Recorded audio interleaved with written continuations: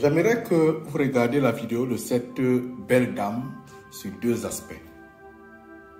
Ses aisselles et les produits qu'elle utilise. Après avoir... Mon père il vient de m'inviter à un barbecue, mais là il est presque 13 h. Est-ce qu'on invite les gens tardivement comme ça? En tout cas j'ai dit oui, hein. Je vais sauf que partir. Non, parce que qui va refuser un bon barbecue à la caméra? En plus mon père quand il fait des barbecues, il y a tout. Le poulet, les merguez, le poisson brisé, les missolets, bref. Un barbecue quoi. Par contre la chaleur là c'est pour nous achever. Genre je pensais à mettre ma petite wig, celle que vous kiffez là. Mais il fait tellement chaud que je vais partir avec mes tresses. Je mets seulement un peu d'huile et puis c'est bon. Regardez cette vidéo, j'aimerais te poser une question.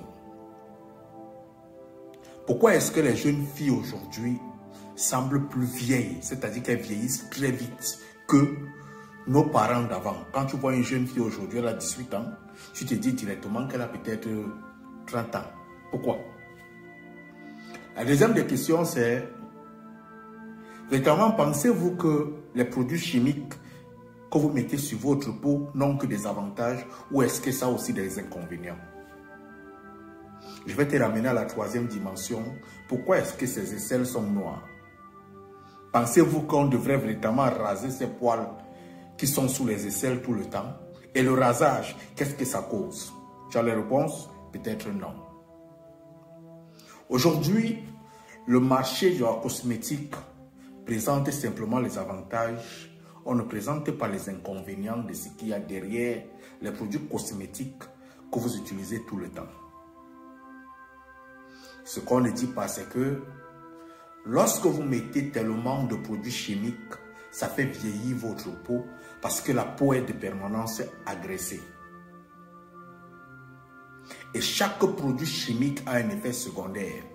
Ce qui veut dire que vous prenez un produit pour pouvoir soigner l'acné. Ce produit va vous créer le vieillissement de la peau, par exemple. Lorsque vous prenez un produit pour pouvoir peut-être nettoyer la peau, ça ne va pas s'arrêter au niveau du nettoyage, ça va aller au niveau de la dépigmentation, ça va aller au niveau de tuer les cellules. D'où, aujourd'hui vous êtes très belle, vous êtes très présentable devant les gens, mais ce que vous ignorez, l'abondance des produits chimiques sur votre peau détruit les cellules en profondeur de votre peau. Et ça vous fait vieillir le plus rapidement possible. Il y a un deuxième aspect. Il y a un deuxième aspect qui est que plus vous voulez avoir une peau très claire, très bien lissée, plus vous la faites vieillir le plus rapidement possible. Si vous connaissez l'utilisation habituelle de l'eau de Javel sur des vêtements blancs, plus vous utilisez l'eau de Javel sur les vêtements blancs, plus le vêtement là ne va pas durer, plus ça va commencer à se déchirer tout doucement. C'est la même chose avec votre peau. Plus vous utilisez des produits pour pouvoir vous sentir très belle, très claire, sans taches, sans rayures, sans rien, plus vous fragilisez votre peau et ainsi elle va devenir très facilement vieille. Maintenant parlons des aisselles. Devons-nous réellement garder les poils sous les aisselles? J'ai mélangé plusieurs études sur ce domaine parce que je ne comprenais pas véritablement si les poils sur les aisselles étaient importants. Moi aussi, je trouvais que c'était d'une façon esthétique pas assez présentable. Mais la vidéo de cette fille m'a amené à une réflexion. Savez-vous que les poils sous la peau, ou sinon sur la peau, sont là pour pouvoir éviter les frottements de la peau? Savez-vous ça? Plus il y a frottement entre vos aisselles, plus ça noircit. Plus deux peaux se rencontrent, plus ça noircit. S'il n'y a pas une certaine lubrification, s'il n'y a pas des éléments qui vont jouer le rôle de protection, cet endroit va noircir. Ce qui fait en sorte que les femmes qui s'épilent, qui enlèvent complètement les poils sous les aisselles, ou sinon les hommes qui enlèvent complètement les poils sous les aisselles, vont toujours se retrouver que ces endroits, la plupart des temps, sont noirs. C'est pour ça que vous allez voir ça chez la fille là. Et non seulement ça, il y a un deuxième aspect du rasage.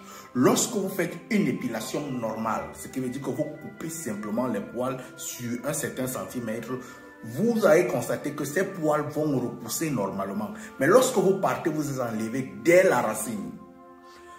Quand ces poils commencent à pousser, ça va donner des petits boutons noirs, petits boutons noirs. Et l'ensemble des petits boutons noirs qui sont coupés de temps en temps, qui sont rasés tout le temps, vont donner une certaine cicatrisation. Et cette cicatrisation va faire en sorte que vos aisselles seront de permanence noires. Ce n'est pas seulement au niveau des aisselles. Vous allez voir ça au niveau des hommes qui se rasent la barbe, avec peut-être des mauvais rasoirs et tout ça, qui font des épilations à partir de la racine. Parce que l'homme noir a des poils qui... Véritablement, en fait, les cheveux des noirs sont d'une façon, on dit souvent ça, c'est un peu comme le ressort. Donc, quand ça veut pousser, vous allez voir un peu, j'ai un bouton ici. Lorsque ça va pousser, ça va donner un bouton noir. Et ce bouton noir va finir comme vous voyez ici. Ici. Et l'ensemble de ces boutons noirs vont donner une masse noire entre vos aisselles. Maintenant, quel est le rôle véritable des poils sous les aisselles? Vous allez voir des gens qui se rasent de permanence tout le temps, qui veulent des aisselles qui sont comme l'œuf. Les habits sont tout le temps avec une certaine transpiration, avec une certaine couleur, avec une certaine... Véritablement, c'est pas beau à voir. Pourquoi? Parce que les poils sous les aisselles ont un rôle de retention de la sueur. Donc la sueur ne va pas s'élever et partir directement sur vos habits. Il y a un autre côté que j'ai étudié, c'est au niveau des mamans, des femmes qui allaitent.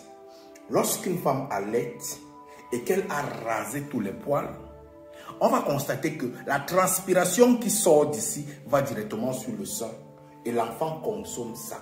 L'enfant consomme ses sueurs parce que vous ne prenez pas souvent le temps de pouvoir nettoyer le bout du sein pour pouvoir donner le sein à l'enfant. Ça, vous ne le faites pas. Mais vous prenez simplement le sein et vous donnez à l'enfant. Et maintenant, cette fille dans la vidéo utilise quoi? Les antitranspirants. Parce que lorsque vous enlevez les poils, forcément, vous ne voulez pas transpirer, vous ne voulez pas que ça parte sur les habits. Vous utilisez des antitranspirants qui sont assez cancérigènes. Assez. Vous allez entendre les femmes aujourd'hui, oh j'ai le cancer du sein, oh j'ai ceci. Madame, vous avez mis les antitranspirants qui sont en contact de la partie spongieuse. Parce que cette partie du corps est une partie assez molle, assez sensible, assez nerveuse, remplie de nerfs. C'est pour ça que lorsqu'on vient te chatouiller là, directement, tu ressens ça directement au niveau de la tête. Et cette partie est une partie qui doit être protégée. La plupart des parties du corps de l'être humain qui sont très sensibles, Dieu a fait l'effort de pouvoir les protéger.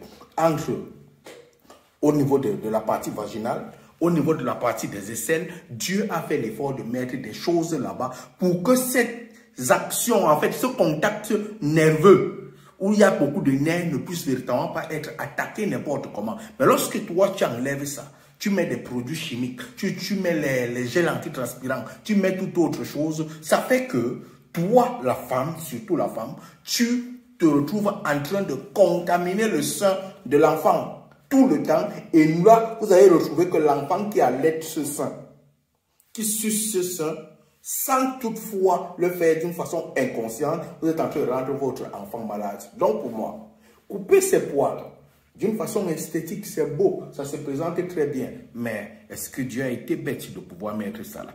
Allume ton cerveau, ma soeur, et bonne chance à toi. Toi aussi, mets-nous en commentaire si véritablement je me suis trompé.